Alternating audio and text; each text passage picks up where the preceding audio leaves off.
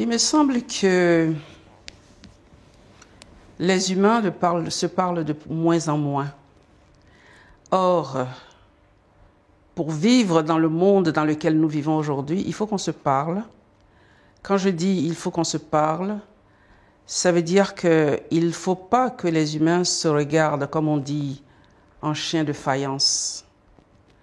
Je veux dire par là qu'il y a quelque chose comme la bienveillance qui manque aujourd'hui. On a tendance à regarder l'autre soit comme s'il tombait du ciel, soit justement comme s'il était l'autre. Et moi, je ne parle pas uniquement de ce qui se passe depuis des siècles entre, par exemple, des Noirs, des Blancs et des Noirs. Pour ce que nous savons, esclavage ou colonisation. Je vais plus loin que ça. Parce qu'on voit bien ce qui se passe même entre Africains ou même à l'intérieur d'un même pays. En fait, je suis en train de dire que c'est peut-être le dialogue qu'il nous faut aujourd'hui. Et c'est ça qui manque le plus.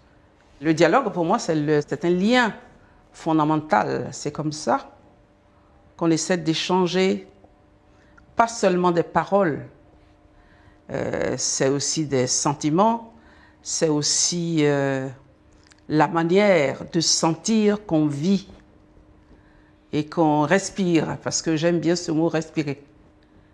Mais tant qu'on ne se parle pas, c'est vraiment difficile de savoir, de sentir qu'on fait tous partie de la même humanité. Donc en fait, le grand enjeu aujourd'hui, c'est ça.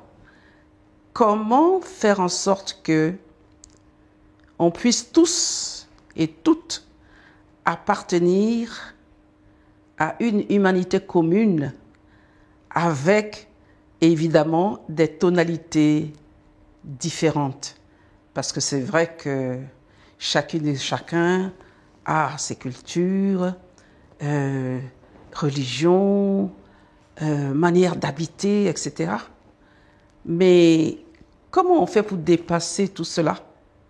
Pour vivre dans un monde commun, habiter dans le même monde, encore une fois, c'est apprendre à se parler.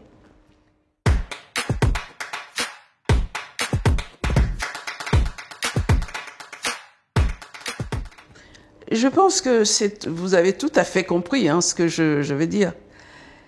Parce que c'est vrai, prenons un exemple précis, dans nos universités, dans les écoles, etc., au sud, comme on dit, nous faisons beaucoup de choses, nous produisons, mais est-ce que nous sommes écoutés? Je ne dis pas, on a parlé de lecture ici et là, mais moi, évidemment, il faut aller au-delà de la lecture. Nous n'avons pas que des yeux comme organes, des sens, mais aussi, je dirais, de l'esprit. Nous avons des oreilles, nous avons une intériorité. Mais justement, le problème, c'est cela. Est-ce que notre intériorité est entendue? Est-ce que nous sommes écoutés? Je ne suis pas sûre. Je ne suis pas sûre, c'est même pour ça qu'on passe à côté des uns et des autres sans savoir réellement qui ils sont. On ne les connaît pas. Et parce qu'on ne les connaît pas, on ne peut pas les reconnaître tels qu'ils sont. C'est vraiment important. L'écoute. L'écoute. On a beaucoup parlé de résonance. Je sais que c'est un philosophe qui s'appelle Armand Rosa qui aujourd'hui parle beaucoup de résonance. Au 19e siècle, il y a ceux qui parlaient de, je ne sais pas, je pense par exemple à Baudelaire, poète, qui parlait de correspondance. Si je vais un peu plus loin, 18e siècle, à la fin 19e, fin 18e, début 19e, Je pense aux romantiques allemands qui parlaient aussi de... Ils allaient plus loin, ils parlaient de réseau. De réseau. Parce que, justement, ce qui est important, c'est l'écoute.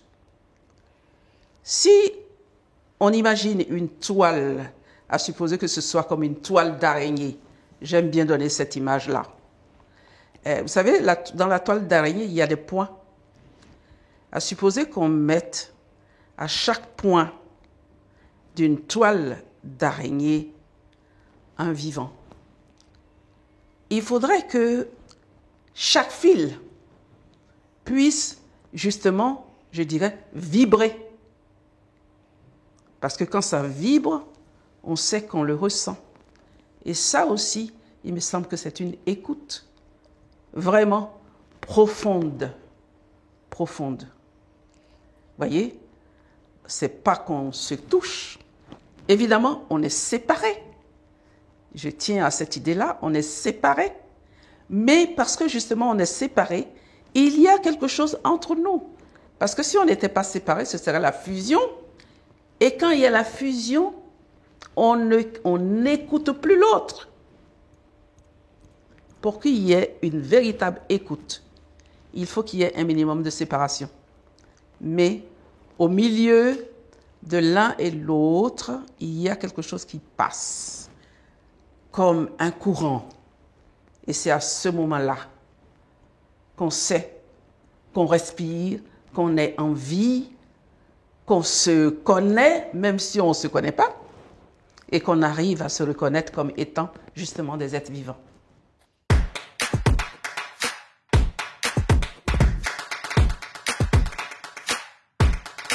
Je dirais oui et non, parce que vous savez que il y a des personnes qui ont vraiment des préjugés défavorables concernant la poésie.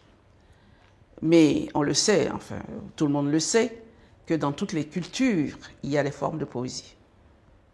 En Afrique, Sénégal, Côte d'Ivoire, partout, vous savez que les poètes existent de tout temps.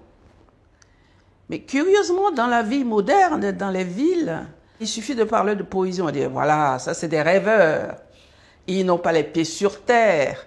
Alors, et puis, certains disent la langue française, est-ce que c'est même leur langue? Et c'est dans cette langue-là qu'ils vont écrire de la poésie. Mais qu'est-ce qu'ils disent au fait dans leur texte? Parce que, en réalité, ceux-mêmes qui peuvent défendre une certaine poésie traditionnelle se disent que c'est une poésie orale d'abord. Alors que nous, aujourd'hui, non seulement nous écrivons en langue française, mais en même temps, ça ne passe pas auprès de tout le monde parce que nos préoccupations, semble-t-il, ne sont pas les préoccupations du grand nombre. Mais quand même, il y a aujourd'hui une certaine forme de poésie urbaine. Je cite l'exemple de la Côte d'Ivoire, le slam, qui est très répandu. Et il y a même des concours de slam. Ça attire beaucoup de gens, beaucoup de jeunes, parce que pour eux, c'est dans le slam qu'ils s'expriment, qu'ils expriment leur mal de vivre ou leur bonheur, leur vie tout simplement. Vous voyez, donc, la poésie est peut-être la mal aimée des formes d'expression, mais en même temps, il n'y a pas, je suis en train de dire qu'il n'y a pas une seule et même forme de poésie. Donc, il faut qu'on cherche par tous les moyens. Et aujourd'hui, comme on le sait, l'oralité traditionnelle est en train d'être suppléée par les moyens de la technologie, la plus avancée sur les réseaux sociaux. Beaucoup de poètes font des postcards, ils font plein de choses. Ils sont sur YouTube, ils sont partout. Justement, pour qu'on puisse écouter leurs mots. C'est ça. Donc voilà. La mal-aimée, mais encore une fois, je dirais que la poésie est nécessaire. pour faire danser le monde.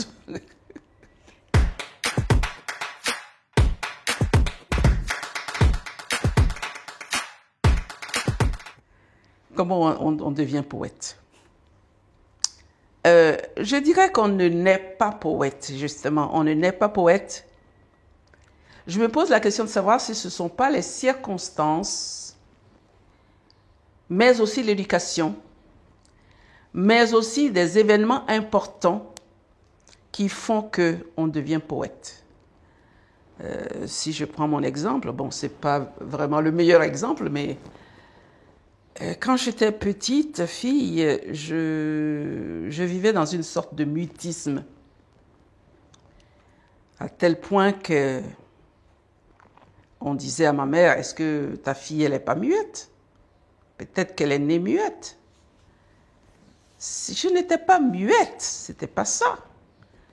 Mais sauf que pendant des journées entières, du matin jusqu'au soir, je ne prononçais pas un seul mot. Quand on me parlait, évidemment, justement, j'écoutais. On me racontait des histoires, ça me plaisait. Et parce que ça me plaisait, je dirais, j'étais, comme on dit en Côte d'Ivoire, en joie. J'étais en joie. Parce que vraiment, ça me faisait vibrer, justement. Et c'est de cette manière-là, je crois, que vers l'âge de 12 ans, j'ai commencé à écrire. C'était sur la nature, c'était sur les oiseaux, les feuilles, les herbes, etc. Et il n'y a pas très longtemps, un journaliste, ancien journaliste, et maintenant qui travaille au ministère de la Culture en Côte d'Ivoire, a retrouvé des articles sur moi quand j'avais 15 ans, où on parlait d'une poétesse, une jeune poétesse, etc. Et ça m'a rappelé, en fait, le genre de texte que j'écrivais à cette époque-là. Vous voyez?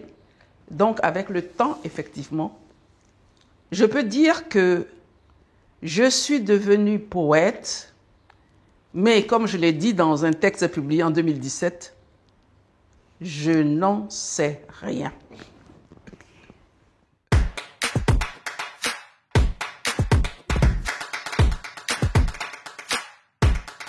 Je crois que réellement j'ai besoin de silence. Je sais que c'est difficile à trouver, mais parfois je peux être au milieu d'un brouhaha terrible. Et à ce moment-là, j'ai mes forces de trouver. Parce que ce n'est pas facile à trouver. Il faut être capable de créer ce silence-là. Très souvent, il y a plein de gens qui peuvent être autour de moi. Je suis en train de marcher, je connais ces personnes-là. Je peux ne pas leur dire bonjour, simplement parce que je ne les vois pas. Et ça m'arrive très souvent. Et à ces moments-là, pendant que je suis en train de marcher, je suis habitée par... c'est quoi? Vous avez parlé d'écoute, hein? Moi j'entends des voix. C'est pas, justement, c'est pas de la folie, hein? Ça n'a rien à voir avec ça. Mais j'entends des voix, je vois même des mots écrits, ce sont des images aussi. Vous voyez? C'est vraiment tout cela. Donc, moi j'appelle ça, après bien d'autres, hein, être en état de poésie. Être en état de poésie. Donc c'est ça. Et pour être en état de poésie, je crois qu'on a besoin de silence, même en période où, disons, dans un espace de grand brouhaha. C'est vraiment important.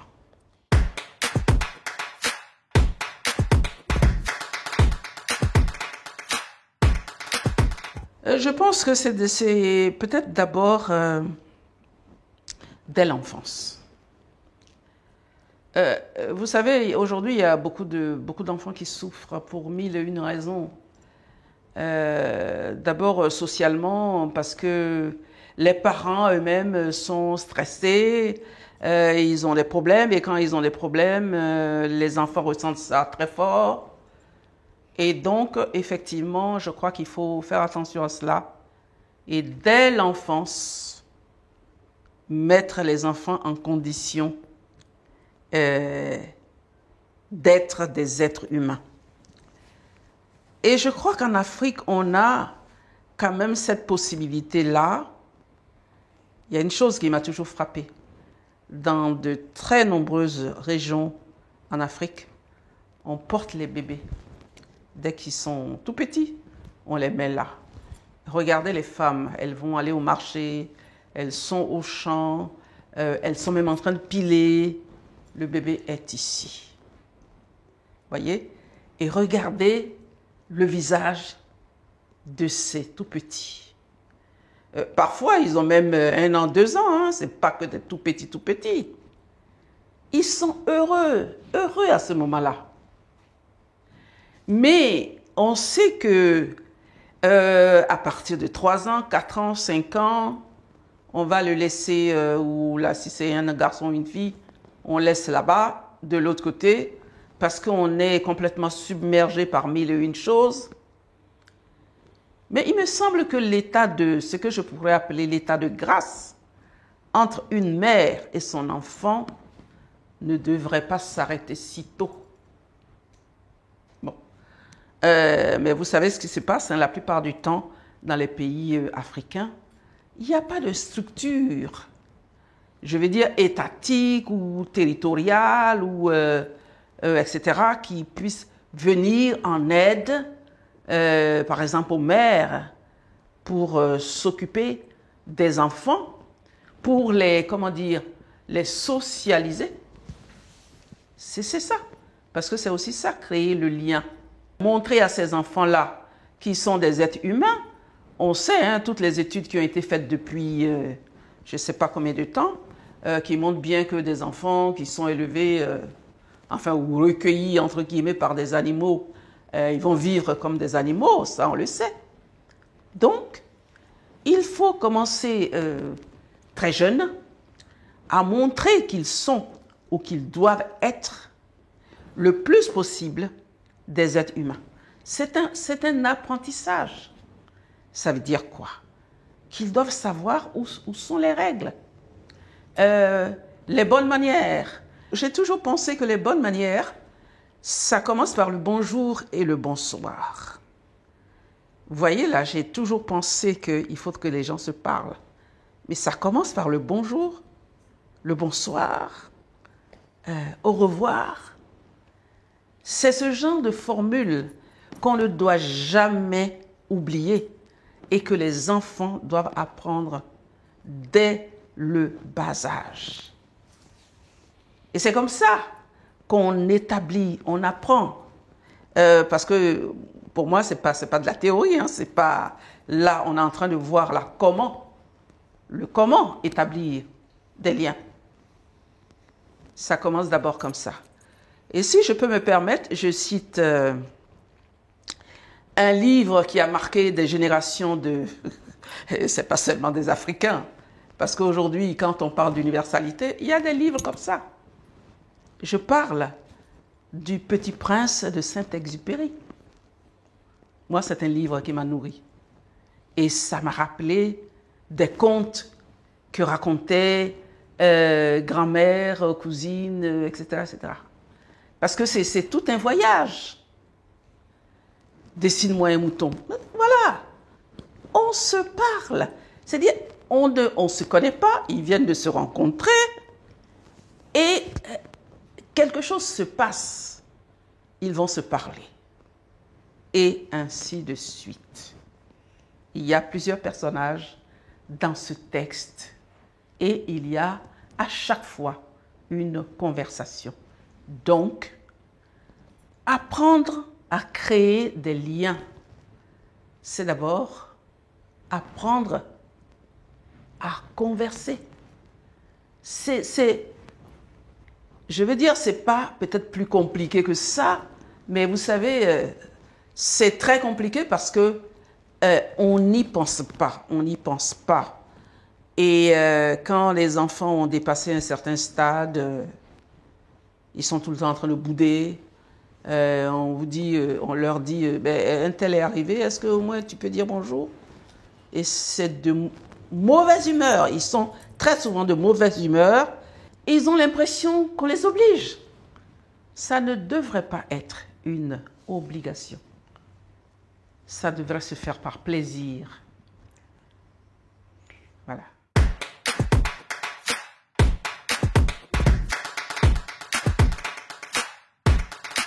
C'est vrai que je l'utilise, mais très souvent, je sais que des fois dans les mêmes textes, j'utilise liane, j'utilise lien. Il y a des lianes qui peuvent être toxiques. Tout à l'heure, j'ai dit que pour qu'il y ait du lien, il faut éviter la fusion. Parce que pour moi, tant qu'il y a la fusion, c'est vraiment difficile. Justement, on ne peut pas distinguer qui est qui. Or, vous savez, il suffit de regarder certaines lianes, pas toutes, certaines lianes, surtout les lianes des forêts. On voit bien que les lianes vont s'enrouler autour de certaines tiges. Et très souvent, il suffit de couper donc une liane. Vous voyez la trace, la blessure sur le tronc de l'arbre. Voyez? Ça veut dire que c'était tellement fort que les deux ne faisaient plus. Quand je dis les deux, c'est-à-dire le tronc et puis la liane, les deux ne faisaient plus qu'un. Mais à force d'être toujours un, cela veut dire qu'on ne respire plus l'un et l'autre. Or, ce qui est important, bien sûr, quand on parle de liane, etc., on parle de plantes. Mais quand on transpose cela du monde végétal, donc au monde humain, on voit bien que le plus important, encore une fois, moi j'ai des mots qui me trottent toujours dans la tête. Il faut que chacun puisse respirer.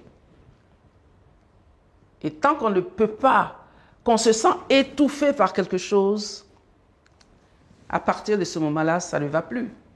Ça ne va plus. Il n'y a plus de sujet, si je peux me permettre d'utiliser ce mot que les philosophes affectionnent. La subjectivité disparaît. Or, la respiration, elle doit être vraiment celle du sujet. Elle doit être personnelle. Ce n'est pas quelqu'un d'autre qui doit me permettre de respirer. Je respire par moi-même. C'est une question d'autonomie. Or, à mon sens, la vie est d'abord autonomie. Alors, s'il doit y avoir des lianes, elles peuvent être autonomes, hein, je ne dis pas que c'est toutes les lianes là, qui se ressemblent. Être autonome pour une liane, c'est d'abord de tendre vers le haut. C'est sa manière de résister. J'utilise le mot liane justement dans ce sens-là. En tant que résistance, c'est lieu et temps de résistance. Parce que tant qu'on ne résiste pas, et je précise une chose, quand je dis résister, ça ne veut pas dire s'adapter, parce que très souvent, on parle d'adaptation, etc. S'adapter au milieu hostile et tout. Ce n'est pas de cela que je parle. Moi, je parle de regarder vers le haut, d'aller le plus haut possible, comme le font par exemple les lianes en forêt, parce que c'est le soleil qu'elles cherchent. Parce que c'est le soleil qui leur donne la vie, qui leur permet d'être ce qu'elles sont. C'est en ce sens-là que je parle de lianes.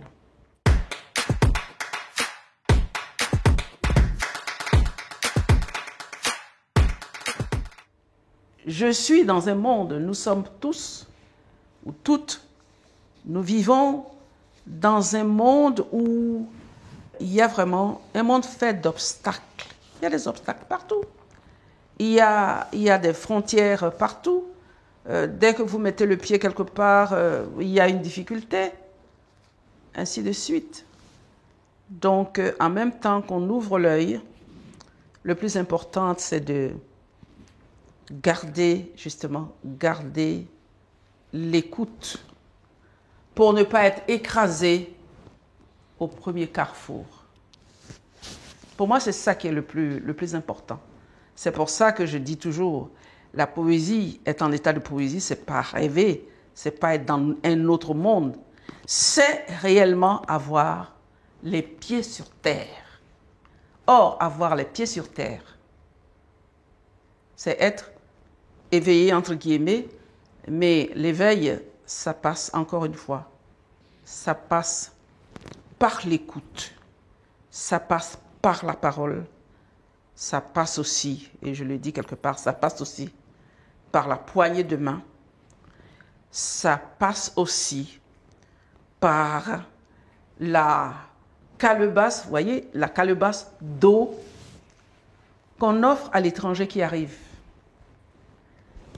Quand un étranger arrive dans un village, en tout cas du côté de chez moi, on lui offre de l'eau. Vous voyez? Et parfois, quand il part aussi, on lui offre de l'eau. Vous savez, de l'eau, on pense que c'est rien, mais il n'y a pas plus grande richesse que l'eau. Et c'est aussi cela que j'ai envie de dire en poésie. Les choses qu'on croit être les plus banales, ce sont peut-être les plus importantes. C'est ça. Mais aujourd'hui, les scientifiques savent que sans eau, justement, c'est pas possible. La vie n'est pas possible sur Terre. Mais moi, j'ai envie de le dire en poésie.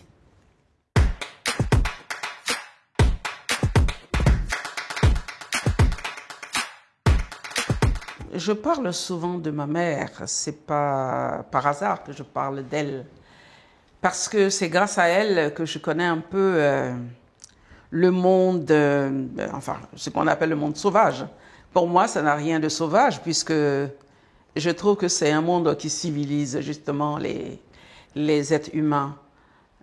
Donc j'ai appris avec elle à aller en brousse, à regarder autour de moi, à entendre le chant des oiseaux, des insectes et même les herbes. On entend. Donc c'est avec elle que j'ai appris cela. Mais ce n'est pas tout. Je crois que ma sœur aînée, qui a 10 ans de plus que moi, c'est même pour cette raison que je dis toujours que j'ai eu au moins 2 mères. Avec elle, j'ai appris beaucoup. Et peut-être d'abord dans les livres.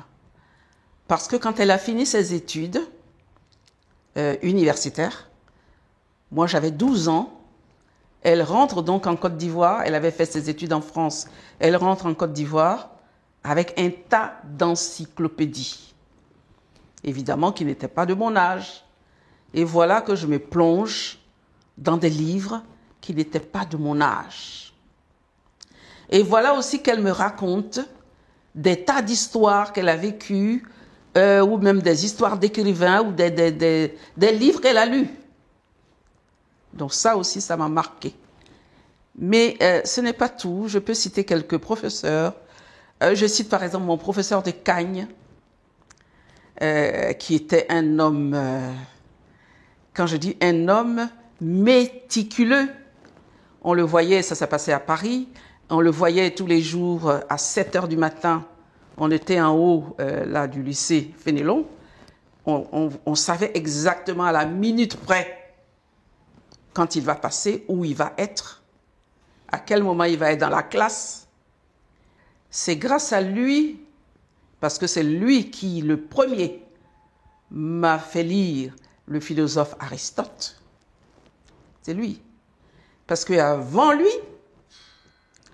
je ne savais rien d'Aristote. Parce que les premiers cours, c'était avec lui. Et ça aussi, ça m'a marqué. Vous savez, on apprend Platon, etc., et d'autres philosophes qu'on considère comme étant beaucoup plus accessibles. Mais Aristote est très, très compliqué.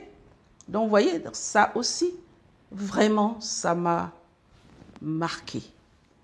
Voilà, il y a peut-être d'autres personnes, mais je crois que je m'arrête là.